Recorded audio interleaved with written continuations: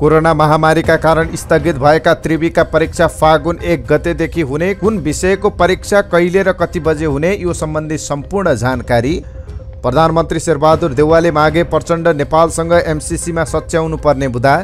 यथास्थितिमा MCC pass गर्न नहुने एकीकृत समाजवादीको निष्कर्ष। एमसीसीले बनाउने प्रसारण लाइनको 30 किलोमिटर रुट फेरिने। प्रधानमन्त्री शेरबहादुर देउवाले नियुक्त गरे भाषण विज्ञ। एमसीसी खारेजीको माग गर्दै 22 दलद्वारा विरोध प्रदर्शनको तयारी। गण्डकी प्रदेश सरकारले अब कोदोको रक्सीलाई ब्रान्डिङ गरेर बेच्ने।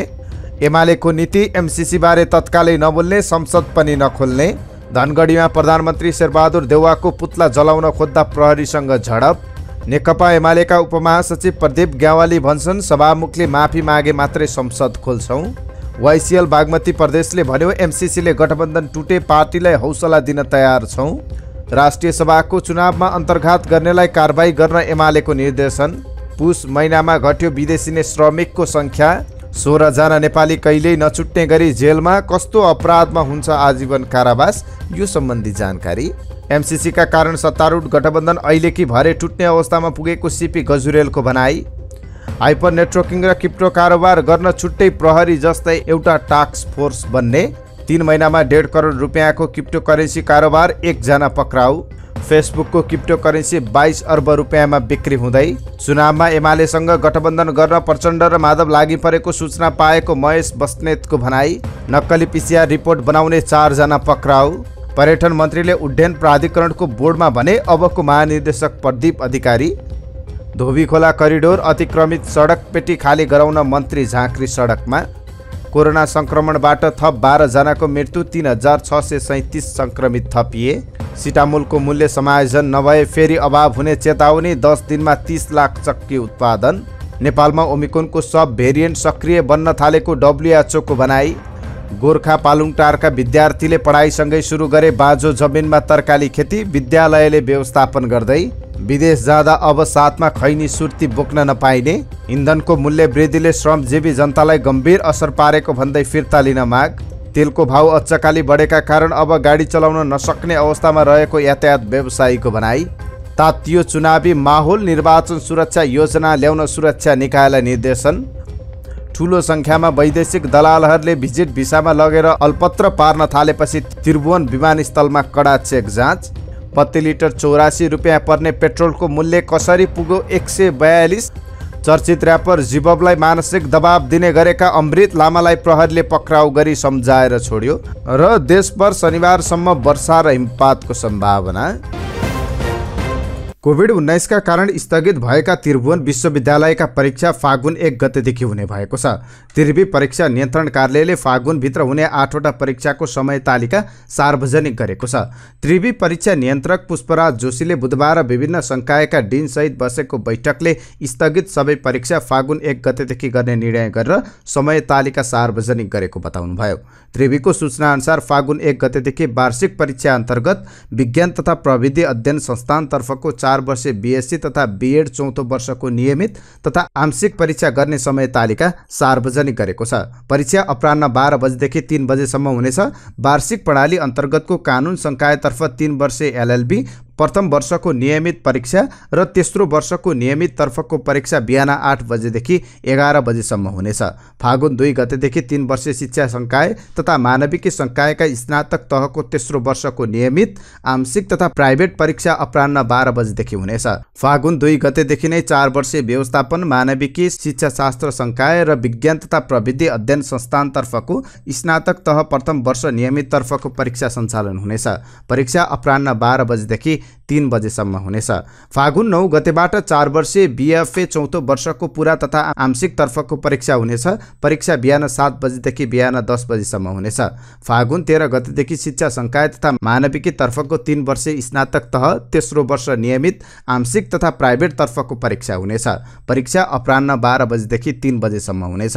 फागुन 13 गतेदेखि नै 4 वर्षीय व्यवस्थापन मानविकी शिक्षा संकाय र विज्ञान तथा प्रविधि अध्ययन संस्थानतर्फको स्नातक तह प्रथम वर्ष नियमित तर्फको स्थगित परीक्षा सञ्चालन हुनेछ।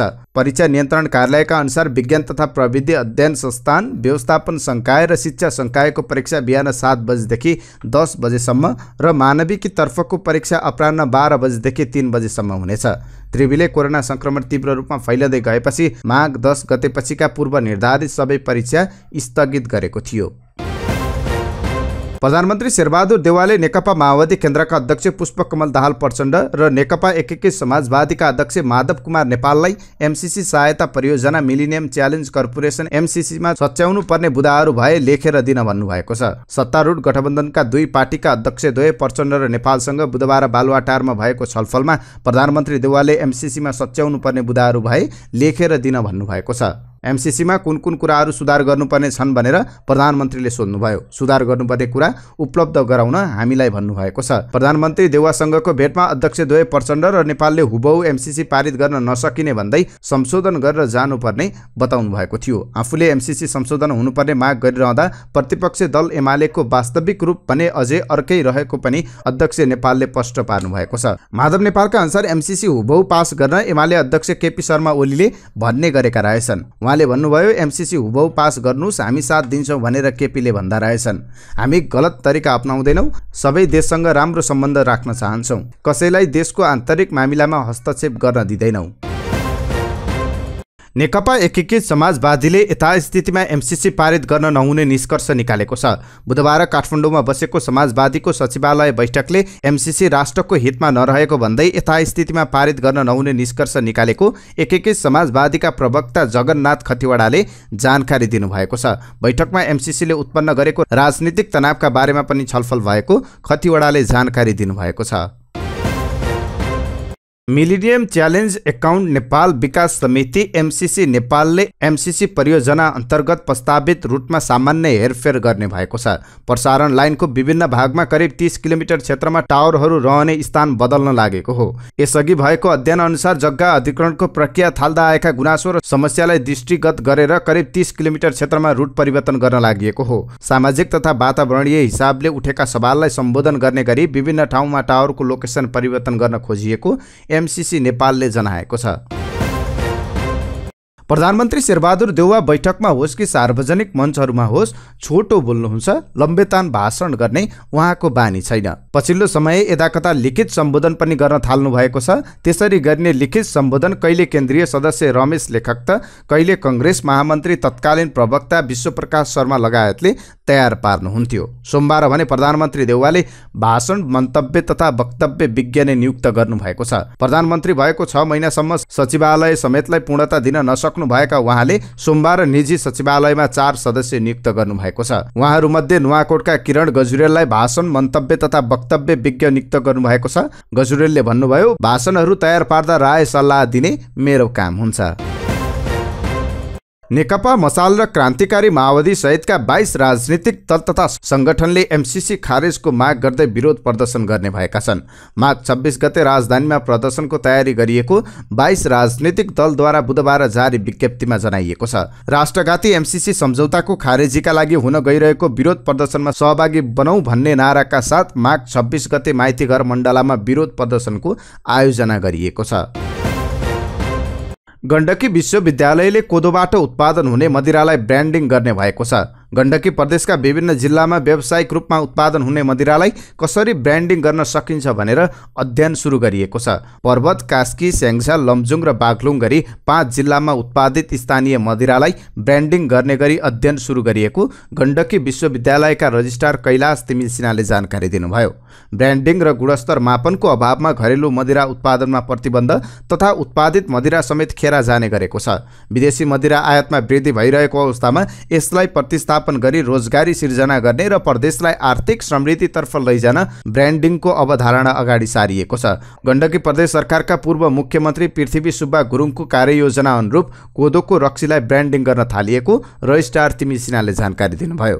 गण्डकी प्रदेशमा कोदोको खेती र उत्पादन बढी हुने र घरेलु मदिरा समेत बढी मात्रामा उत्पादन हुँदै आएको छ। प्रमुख प्रतिपक्ष नेकपा एमालेले अमेरिकी परियोजना मिलिनियम च्यालेन्ज कर्पोरेसन एमसीसी बारे तत्कालै धारणा नबनाउने भएको छ। इन्डो पेसिफिक सैन्य रणनीतिसँग जोडिएको भनिएको एमसीसी पारित गर्ने नाममा सत्तारूढ 5 दलमा चर्को विवाद भइरहेका बेला एमालेले भने प्रतिपक्षका रूपमा अलग्गै बसेर हेरिरहने भएको छ। एमाले केन्द्रीय सचिवालयको बुधबार भक्तपुरको जर्मन हस्पिटालिटीमा बसेको बैठकमा एमसीसी बारे कुनै छलफल नै नभएको जानकारी पार्टीका प्रचार विभाग प्रमुख एवं उपमहासचिव पृथ्वी सुब्बा गुरुङले दिनुभएको छ। पृथ्वी सुब्बा गुरुङले एमसीसी बारे विपक्षमा रहेको दलले अहिले नै बोल्नु हतार हुने बताउनु भएको छ। पेट्रोलियम पदार्थको मूल्य वृद्धिको विरोधमा नेकपा एमाले निकट अनिराश्य तथा युवा संघले गरेको प्रदर्शनमा झडप भएको छ। धनगढी स्थित मुख्यमन्त्री तथा मन्त्री परिषद कार्यालय अगाडि युवाहरूले प्रधानमन्त्री शेरबहादुर देउवाको पुतला जलाउँदा प्रहरी र प्रदर्शनकारी बीच झडप भएको हो। झडपका क्रममा प्रहरी तथा विद्यार्थी तर्फका गरेर 8 जना घाइते भएका छन्। प्रमुख प्रतिपक्ष नेकपा एमाले 4 महिनादेखि संघीय संसदमा जारी अवरोध हटाउन सभामुख अग्निप्रसाद सापकोटाले माफी माग्नुपर्ने तर्क गरेको छ। माधव नेपाल सहित आफ्ना 14 सांसदमाथि गरिएको कारबाहीको सूचना नटाँसेपछि एमाले सभामुख अग्निप्रसाद सापकोटासँग क्रुद्ध रहेको छ। यस्तो अवस्थामा उसले सभामुखले राजीनामा दिए मात्रै संसद सुचारू हुने अडान लिइरहेको छ। तर गत भदौ 23 गतेदेखि संसदमा जारी अवरोध हटाउन एमाले उपमहासचिव प्रदीप ग्यावालले नयाँ विकल्प अगाडि सार्नु भएको छ।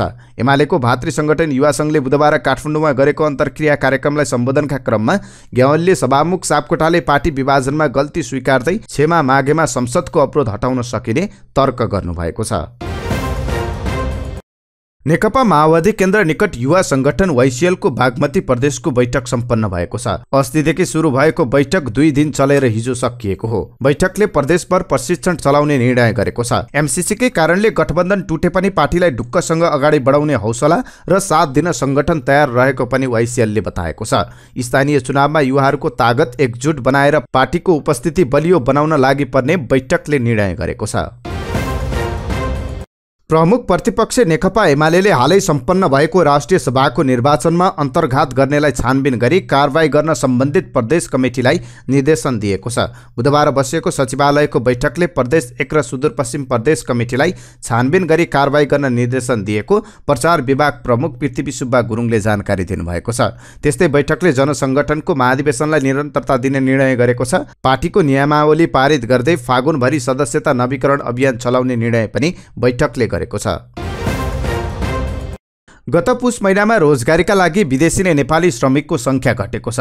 वैदेशिक रोजगारीमा जाने नेपालीको संख्या गत जेठ यता लगातार उकालो लागिरहेको थियो। वैदेशिक रोजगार विभागका अनुसार पुस महिनामा 66,625 जना श्रमिकले वैदेशिक रोजगारीमा जान श्रम स्वीकृति लिएका छन्। पुस महिनामा दैनिक औसतमा 2,220 जना श्रमिक विदेश गएका थिए। गत मङ्सिर महिनामा वैदेशिक रोजगारीमा जानेको संख्या दैनिक औसतमा 2,500 रहेको थियो। पुस महिनामा बाहिरिएका 66,000 मध्ये 35,925 जनाले नयाँ श्रम स्वीकृति लिएका थिए भने अन्यले पुरानो श्रम स्वीकृति नवीकरण गरेका थिए।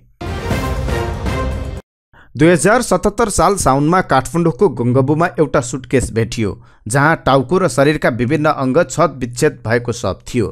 पछि अनुसन्धानका क्रममा उक्त शव कृष्ण बहादुर बोहराको भन्ने खुल्यो।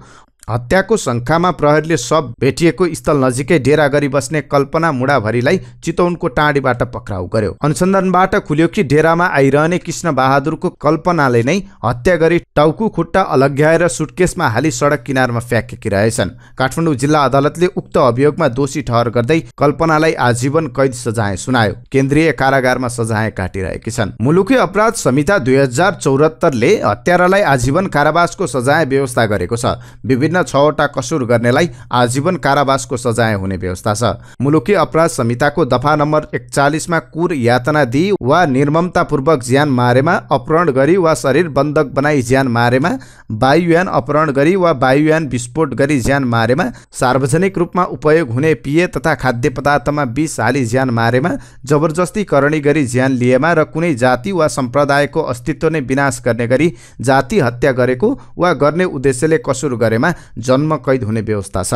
कारागार व्यवस्थापन विभागका अनुसार हाल कारागारमा रहेका 16 जनाले आजीवन कारावास सजाय भोगिरहेका छन्। तीमध्ये 1 जना महिला हुन्। जन्म कैद भोगिरहेका मध्ये नक्खु कारागारमा 1 जना र केन्द्रीय कारागारमा 8 रहेका छन्। जन्म कैद पाएका कैदी 1600 भन्दा बढी छन्। वर्षमा औसत 75 कैदीको मृत्यु हुने गरेको छ। गत आर्थिक वर्षमा देशभर 78 जना कैदी बन्दीको मृत्यु भएको थियो। तीमध्ये 8 जनाको कोरोना संक्रमणका कारण मृत्यु भएको थियो।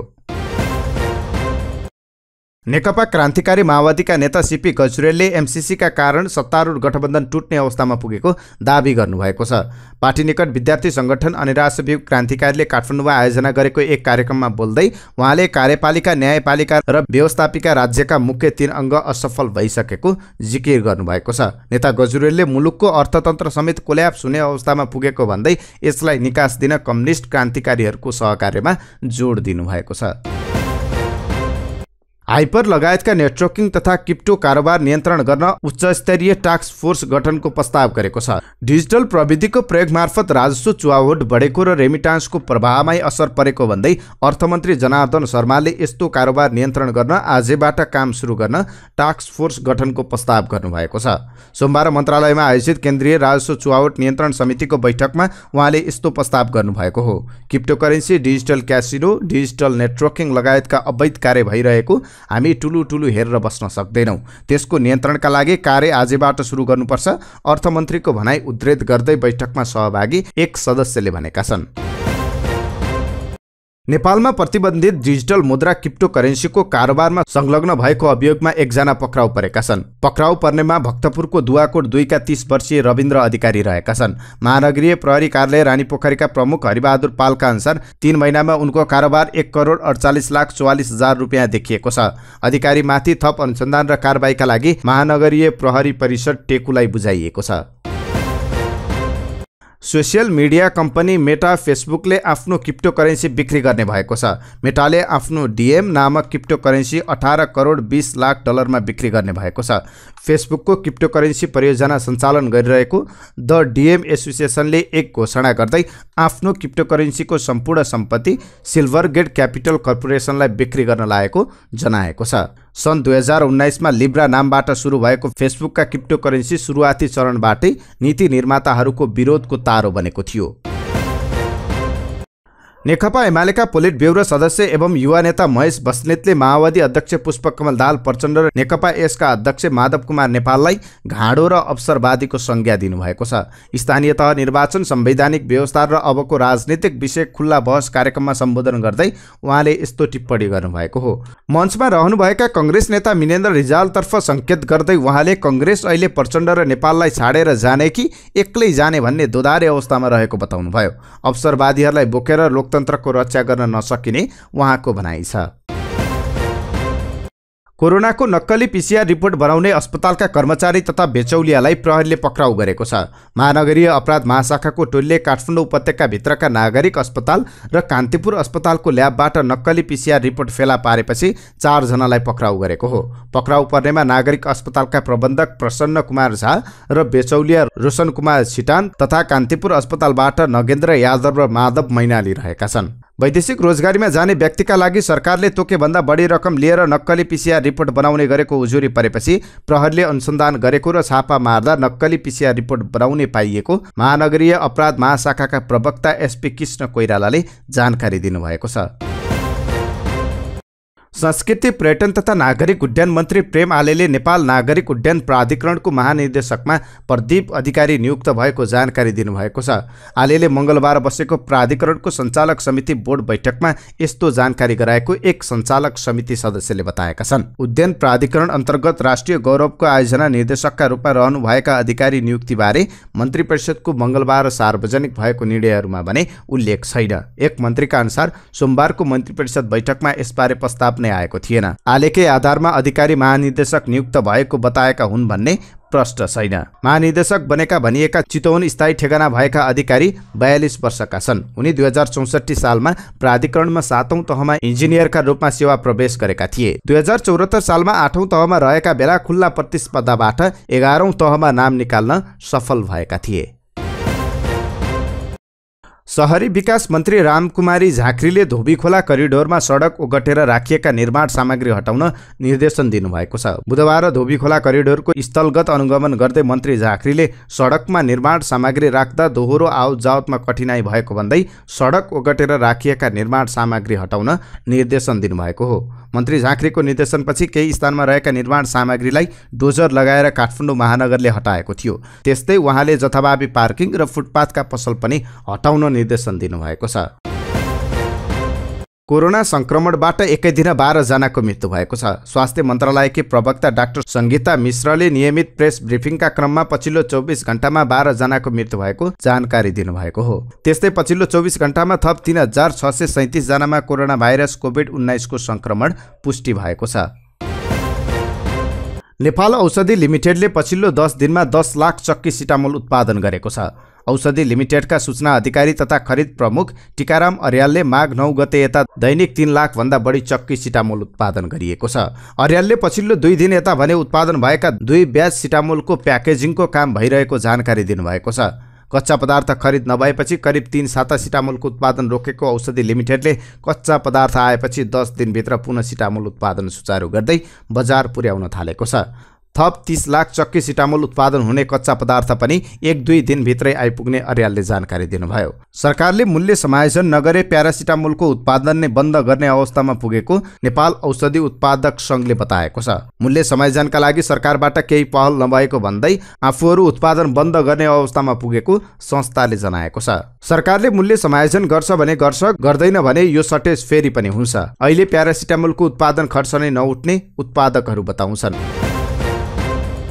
विश्व स्वास्थ्य संगठनका एक अधिकारीले कोभिड-19 को नयाँ भेरिएन्ट ओमिक्रोनको सब भेरिएन्ट नेपाल सहितका मुलुकमा सक्रिय बन्न थालेको बताएका छन्। मंगलबार विश्व स्वास्थ्य संगठन WHO को कोभिड प्रतिकार्य टोलीका सदस्य डाक्टर बोरिस पाब्लिनले अनलाइन मार्फत ब्रिफिङ गर्दै ओमिक्रोनको सब भेरिएन्ट सह प्रजाति B2A नेपाल सहित कतार, भारत, फिलिपिन्स र डेनमार्कमा सक्रिय बन्न थालेको बताएका हुन्। तर BA2 सब भेरिएन्ट सुरुको ओमिक्रोन भेरिएन्ट B.1 जस्तै भएको पनि पाब्लिनले जानकारी दिनुभएको छ। BA.2 ले BA.1 सब भेरिएन्टलाई उछिन्न थालेको भए पनि अस्पताल भर्ना हुने संक्रमितको संख्या नबढेको बताइएको छ। मंगलबार गोर्खाको पालुङटार नगरपालिका 7 स्थित सेराफाँट पुग्दा विद्यार्थीहरू खेतीमा व्यस्त देखिन्थे। कोही ट्र्याक्टरले खेत जोत्दै थिए, कोही तरकारी लगाउँदै। उनीहरूलाई शिक्षकहरूले पनि साथ दिइरहेका थिए। त्रिवेणी माध्यमिक विद्यालयका विद्यार्थीहरू यति बेला बाँझो जमिनमा खेती गर्न अग्रसर छन्। विशेष गरी कक्षा 10 मा अध्ययनरत विद्यार्थीले 10 रोपनी क्षेत्रफलमा आलु लगाएका छन् भने 8 रोपनीमा अन्य तरकारी लगाएका छन्। जमिन भाडामा लिएर खेती सुरु गरिएको विद्यालयका प्रधानाध्यापक गणेश राज सेडाईले जानकारी दिनुभयो। स्कुल नजिकै रहेको फाँटमा 10 रोपनी बाँझो जमिन थियो। त्यही जग्गा 5 वर्षका लागि भाडामा लिएर विद्यार्थीलाई आलु खेती गर्न सिकाएका छौं। त्यस्तै विद्यालय हाता नजिकै रहेको 8 रोपनी बाँझो जमिनमा तरकारी खेती गर्न लगाइएको उहाँले जानकारी दिनुभयो। उहाँका अनुसार उक्त जग्गा पनि 5 वर्षका लागि भाडामा लिएको छ। सो जग्गामा करेला, घिरौला, काँक्रो लगायतका तरकारी लगाइएको बताउँदै उहाँले थप्नुभयो, यहाँ लगाउने बिरुवा पनि विद्यार्थी आफैले उत्पादन गरेका छन्। चालु शैक्षिक सत्रबाट विद्यार्थीले कक्षा 9 मा कृषिधार तर्फको पाठ्यक्रम लागू गरिएको छ। प्रयोगात्मक परीक्षाका लागि पनि जमिन आवश्यक पर्ने भएकाले कुल 18 रोपनी जग्गा भाडामा लिएर विद्यार्थीलाई खेती गर्न सिकाइएको उहाँले जानकारी दिनुभयो। अहिले 9 कक्षामा कृषिधारको पढाइ सुरु गरेका छौं। अर्को वर्ष 10 कक्षामा पनि सुरुवात गर्छौं। कक्षा 12 सम्मका लागि अनुमति पाइसकेको उहाँले जानकारी दिनुभयो।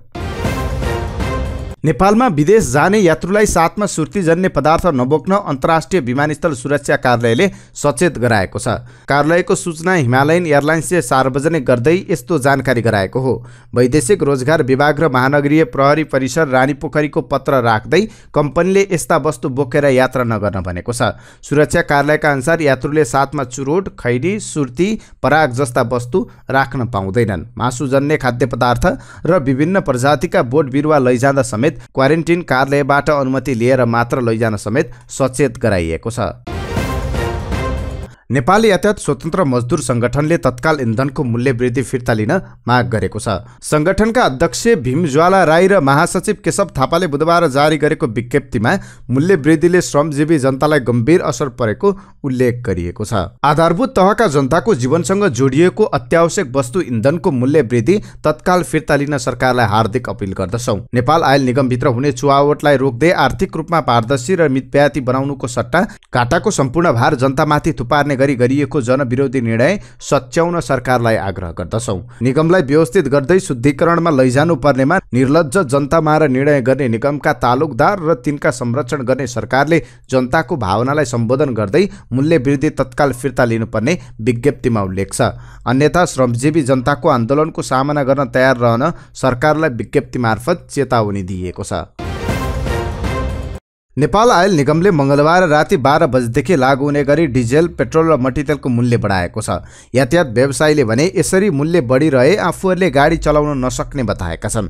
यातायात व्यवसायी राष्ट्रिय महासङ्घका महासचिव सरोज सिटौलाले सरकारले तेलको भाउ पटक पटक बढाइरहँदा व्यवसायी खर्च धान्न नसक्ने अवस्थामा पुगेको बताएका छन्। असारमा भाडा समायोजन भएपछि नै तेल भाउ 16 रुपियाँले बढिसकेको छ, तर हामीले त्यही भाडामा यात्रु ओसारिरहेका छौँ। यो त अत्याचार भयो, थेगी नसक्नु भयो। सरकारले कर घटाएर जनतालाई सहुलियत दिनुपर्ने महासचिव सरोजको भनाइ छ। उहाँले थप प्रश्न गर्दै भन्नुभयो, यति धेरै पटक मूल्य बढाउँदा पनि निगम जहिल्यै घाटामा छ, कहिलेसम्म निगम घाटामा जाने हो? उहाँले प्रश्न गर्नुभएको छ। पेट्रोल प्रति लिटर 142 रुपियाँ पुगेको छ भने डिजल र मट्टीतेल प्रति लिटर 125 रुपियाँ कायम भएको छ। निर्वाचनका लागि आवश्यक तयारीलाई तीव्रता दिएको छ। सोही अनुसार बुधबार बसेको केन्द्रीय सुरक्षा समितिको बैठकले स्थानीय तह निर्वाचनका लागि आवश्यक सुरक्षा योजना बनाएर पेश गर्न निर्देशन दिएको छ। बैठकपछि गृहका प्रवक्ता फणीन्द्र मणि पोखरेलले नेपाल प्रहरी र सशस्त्र प्रहरी सहित सुरक्षा निकायलाई चुनावी सुरक्षा योजना बनाएर ल्याउन निर्देशन दिएको बताउनुभयो। गृहमन्त्री बालकृष्ण खाँडको अध्यक्षतामा बसेको सुरक्षा समितिको बैठकमा समग्र सुरक्षाको विश्लेषणका साथै सुधार्नुपर्ने विषयमा छलफल भएको थियो।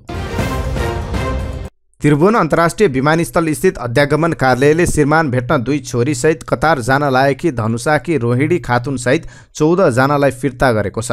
आवश्यक प्रमाण पेश गर्न नसकेपछि अध्यागमनले खातुनलाई प्रस्थान अनुमति दिन अस्वीकार गरेको हो। मीना कुमारी मुक्तानको राहदानी शङ्कास्पद पाइएपछि अध्यागमनले उनलाई प्रस्थान अनुमति दिएन। मुक्तानले प्रयोग गरेको 09830-419 नम्बरको राहदानी इन्टरपोलको स्टोलन एन्ड लस्ट ट्राभल डकुमेन्टमा डाटाबेस देखिएपछि अध्यागमनले उनलाई रोकेको हो। अध्यागमनले बहराइन हिँडेका ओखलढुङ्गाका प्रेमबहादुर पुलामी मगर, युगाण्डा हिँडेका बाँकेका रञ्जित राम चमार, रिखीराम कुमारलाई प्रस्थान अनुमति नदिई फिर्ता गरेको छ। त्यस्तै युगाण्डा हिँडेका रञ्जित राम र खिसीराम कुमारको यात्रा शङ्कास्पद भएको भन्दै अध्यागमनले फिर्ता पठाएको छ। त्यस्तै भिजिट भिसामा दुबई हिँडेका पाल्पाका नरेश अर्गाली मगर र रुकुम पश्चिमका रमेश थापालाई आवश्यक कागजात पेश गर्न नसकेपछि अध्यागमन अधिकृतले प्रस्थान अनुमति दिन अस्वीकार गरेका छन्। शङ्कास्पद यात्रा भन्दै अध्यागमन अधिकृतले उनीहरूलाई फिर्ता गरिदिएका हुन्। मेनपावर व्यवसायीले भिजिट भिसामा सर्वसाधारणलाई अफ्रिकी लगायत खाडी मुलुकमा पठाई अल्पत्र पारेको उजुरी परेपछि गृह मन्त्रालयले रोक लगाएको छ। गृह मन्त्रालयले भिजिट भिसामा जान मापदण्ड समेत बनाएको छ। गृहले बनाएको मापदण्ड पूरा नगरेका र शङ्कास्पद यात्रा गर्नेलाई अध्यागमनले रोक लगाएको छ। नेपालको इतिहासमै पहिलोपटक पेट्रोलियम पदार्थको मूल्यमा भारी वृद्धि भएको छ। महिना दिन नपुग्दै फेरबदल हुँदै आएको पेट्रोलियम पदार्थको मूल्य बुधबार राति 12 बजेदेखि लागू हुने गरी अहिलेसम्मकै उच्च बिन्दुमा पेट्रोलियम पदार्थको मूल्य वृद्धि भएको छ। हाल प्रति लिटर पेट्रोलको मूल्य 142, डिजल मट्टीतेलको मूल्य प्रति लिटर 125 रुपियाँ र एलपी ग्यासको मूल्य भने यथावत नै राखिएको छ। महिना दिन नपुग्दै पेट्रोलियम पदार्थको मूल्य वृद्धि गरेको नेपाल आयल निगमले भने अझै पनि सरकारी संस्थान 15 दिनमा 2 अर्ब 23 करोड रुपियाँ घाटामा विज्ञप्ति मार्फत भनेको छ। किन आयल निगमको खरिद मूल्य 82 रहँदा 142 मा बेचिन्छ त? 82 रुपियाँमा किनिएको सामान 142 मा बेच्दा पनि निगमलाई किन घाटा छ त? रक्सौल बरौनीमा पेट्रोलियम पदार्थको भाउ सस्तो परे पनि निगमले त्यहाँबाट पेट्रोलियम पदार्थ खरिद गरेपछि राजस्व र मूल्य अभिवृद्धि कर तिर्नुपर्ने हुन्छ र त्यो पेट्रोलको मूल्यमा जोडिन्छ, जसभित्र भन्सार शुल्क, सडक मर्मत समार शुल्क, प्रदूषण शुल्क, मूल्य स्थिरीकरण कोष शुल्क, भौतिक पूर्वाधार शुल्क लगायत जोडिन्छ र निगमले उपभोक्तामाथि आर्थिक भार पर्ने भन्दै मूल्य स्थिरीकरण कोषमा बिक्री भएको पेट्रोलियम पदार्थको 1% रकम थप जम्मा गर्ने निगमको भनाइ छ। निगमका अनुसार रक्सौलदेखि काठमाडौँसम्मको ढुवानी लागत 5 रुपियाँ 11 पैसा तिर्नुपर्छ भने उपभोक्तालाई अझै 13 रुपियाँ सहुलियतमा पेट्रोलियम पदार्थ बेचिरहेको निगमको भनाइ छ। अन्तर्राष्ट्रिय बजारका अनुसार भारतको रक्सौल बरौनीमा मंगलबार 84.32 रुपियाँ पर्ने पेट्रोलको खरिद मूल्य काठमाडौँमा भने 142 रुपियाँ तिर्नुपर्छ। पश्चिमी वायुको प्रभावले आगामी शनिबारसम्म देश सामान्य बदली रही केही स्थानमा हल्का वर्षा र हिमपात हुने भएको छ। बुधबार रातिदेखि पश्चिम नेपालबाट प्रवेश गर्न लागेको पश्चिमी न्यूनचापीय प्रणालीको प्रभावले बिहिबार सुदूरपश्चिम कर्णाली, लुम्बिनी र गण्डकी प्रदेशमा सामान्यदेखि पूर्ण बदली तथा बागमती, मध्य प्रदेश र प्रदेश नम्बर 1 मा आंशिकदेखि सामान्य बदली रहने, शुक्रबार देशैभरि सामान्यदेखि पूर्ण बदली रहने र शनिबार देशभरि आंशिकदेखि सामान्य बदली रहने मौसम पूर्वानुमान महाशाखाले जनाएको छ। पछिल्लो समय चर्चित बनेका र्यापर सुदीप भण्डारी जिबबलाई मानसिक दबावसँगै अपशब्द बोलेको आरोपमा एकजना पक्राउ परेका छन्। चर्चित र्यापर भण्डारीलाई अपशब्द प्रयोग गरेको भन्ने आरोपमा प्रहरीले ललितपुर निवासी अमृत लामालाई पक्राउ गरेको हो। र्यापर भण्डारीलाई मानसिक दबाव दिने गरेको भन्ने थाहा पाएपछि प्रहरीले लामालाई पक्राउ गरी सम्झाइ बुझाइ गरी छाडेको जनाएको छ। पोखरा स्थित रामबजार प्रहरीले उनलाई पक्राउ गरी सामान्य सोधपुछ गरी अब आइन्दा यसो नगर्ने र निज भण्डारीलाई यो खालको मानसिक दबाव नदिन सुझाएको र निकट भविष्यमा त्यस्तो केही भेटिए सोको जिम्मेवारी लिनुपर्ने गरी सम्झाएर छाडिएको बुझिएको छ। यता भण्डारीलाई प्रहरीले पोखराबाट सुरक्षित साथ घर ललितपुर पठाएको जनाइएको छ।